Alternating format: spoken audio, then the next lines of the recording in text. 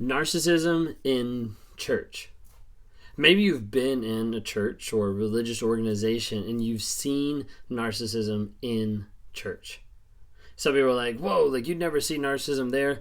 Really? Well, narcissists are tending to thrive a lot of times in church organizations. They tend to thrive sometimes in religious circles, just like they thrive sometimes in high-octane workplace environments. You see narcissists that thrive a lot in church organizations, and a lot of church organizations are actually pretty narcissistic in nature.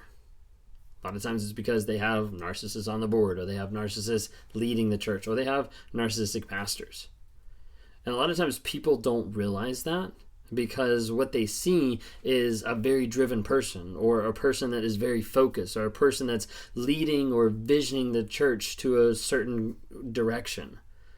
But then they normally discount and hide a bunch of things that really kind of go on underneath the surface that you normally wouldn't attribute to narcissism, or you wouldn't think that way. But sad to say that there's a lot of abuse that happens in churches. And there's a lot of abuse that happens from narcissistic pastors. See, I've been reading a book recently that I've got right here, and it's called When Narcissism Comes to Church. It's been a very interesting read. When I first opened it, I thought it was going to be like this Christian book and all this focus on Christian stuff. But in reality, it's focusing on narcissism, it's focusing on abuse, and it's focusing on how that happens in the church. And it's been very fascinating. So one thing that I wanted to share with you is it's talking about NPD and leaders with narcissistic personality disorder, and it quotes a section from a book. So in their helpful book, How to Treat Staph Infection, Resolving Problems in Your Church or Ministry, Craig and Carolyn Wilford identify 6 primary characteristics of a narcissistic pastor.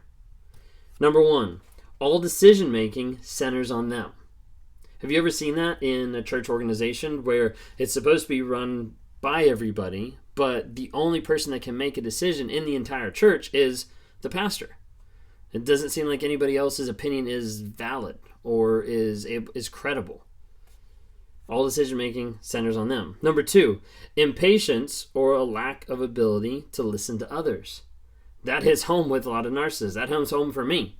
A lot of times I would be interacting with people and I'd just be waiting for them to finish talking so I could say my opinion, so I could say what I thought, because my personality is struggling with narcissism. My personality is struggling with that aspect of my opinion is more important than yours. My thought, my worldview, my perspective, my life, everything like that comes from a very, very deep-seated narcissistic background. Number 3, delegating without giving proper authority or with too many limits. Remember, narcissists love being in control.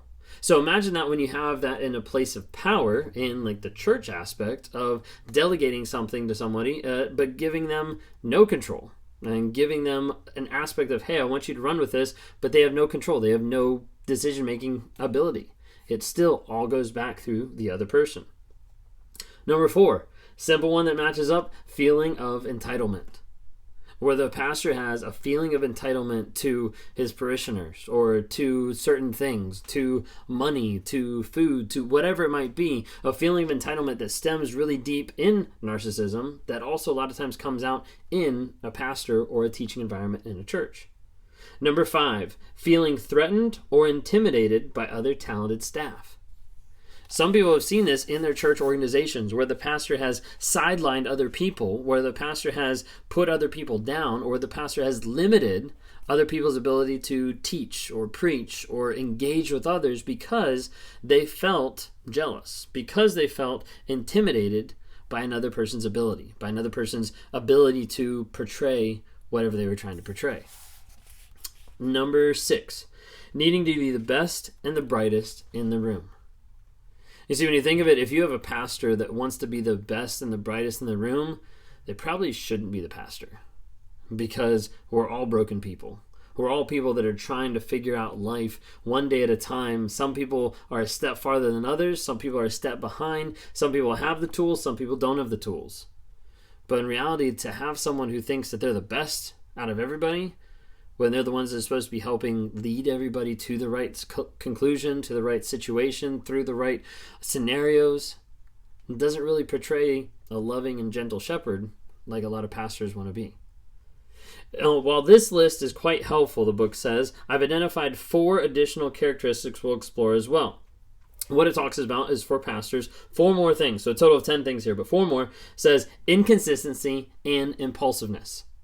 So inconsistency in how a pastor leads and how a pastor communicates and how a pastor lives out their life in front of their parishioners. How they live out their life in front of their staff members, of saying like, hey, this is how I live, but then everybody's like, it doesn't match up behind closed doors. It doesn't match up with what we've seen. It doesn't match up from who you say you are to who you actually are in staff meetings or when you're communicating about different situations that you're passionate about, but no one else has a clue what's going on. Impulsiveness goes along with that, of being very impulsive of, let's do this, we need to do it now, and like putting everybody on edge of like, oh, we have to do all this kind of stuff without really thinking it through or without getting feedback from other people saying like, hey, this is how I think God's leading us or the direction that we should go. All right, so number 2, praising and withdrawing. Sound familiar? Very narcissistic. The idea of love bombing and devaluing. You'd be like, that doesn't happen in church. That doesn't happen with a pastor. Yeah, it does. And there's a lot of times it does with staff members, with deacons, with people in the church that they'll praise and then they'll pull back. And that idea of praising and withholding ends up confusing people and ends up making them align to your side, not out of truth, not out of reliance, not out of actually looking at the other person and saying, hey, I'm loyal and I want to follow this person, but like, hey, I'm loyal because I'm scared of this person. I'm loyal because I don't know when they're going to stop giving me praise. So praising and withdrawing. Number three with this list, intimidation of others. Sometimes pastors can be bullies. You wouldn't think that, but you see that in staff meetings. You see that in interactions with other pastors. You see that in interactions across the board with different people that you're like, wait a second, like when you take a step back and you take labels off different people, like that actually looks like bullying. Intimidation of others.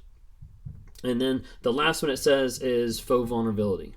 Okay, so it's the idea of pretending to be vulnerable, of saying a bunch of things about the past or showing how the past has opened them up or they're being vulnerable about everything that's happened in the past. But in reality, they're not actually being vulnerable.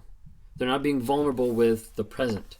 They're not being vulnerable with the things that they're struggling with on a day-to-day basis. Now, it doesn't mean they have to come there and just air out their dirty laundry. But it does mean that an aspect of vulnerability is not just like, oh, like I used to do this, but like, hey, I still struggle with this on a day-to-day basis, and this is what I'm doing to try to work on it. So that's what I wanted to throw out there. I'm thinking about doing maybe some more videos about it to try to explain a little bit more in depth. But a lot of people don't realize how much narcissism is in churches. I think there's a big culture in Christianity today, a big culture just in church and religion that doesn't want to admit that narcissism is in there, that doesn't want to admit that there is something there that's off, that there's something there that's weird, that there's something there that's not portraying the love that they say they're trying to portray.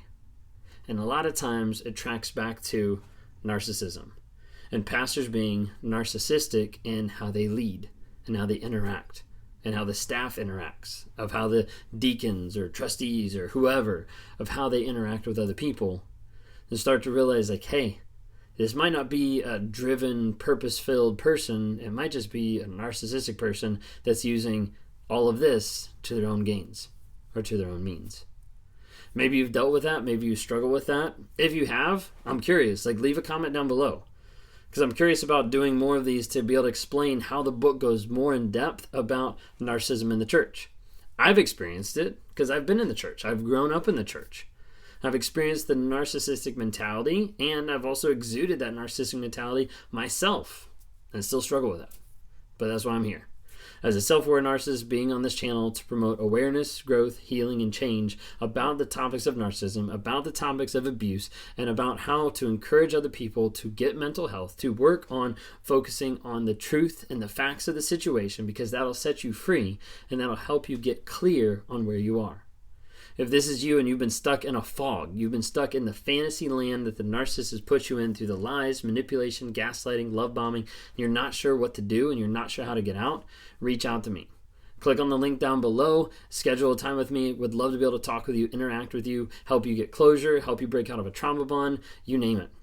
I'm on here to try to help provide some coaching opportunities, some one-on-ones with people to help them get to the next level and to ultimately help them break free.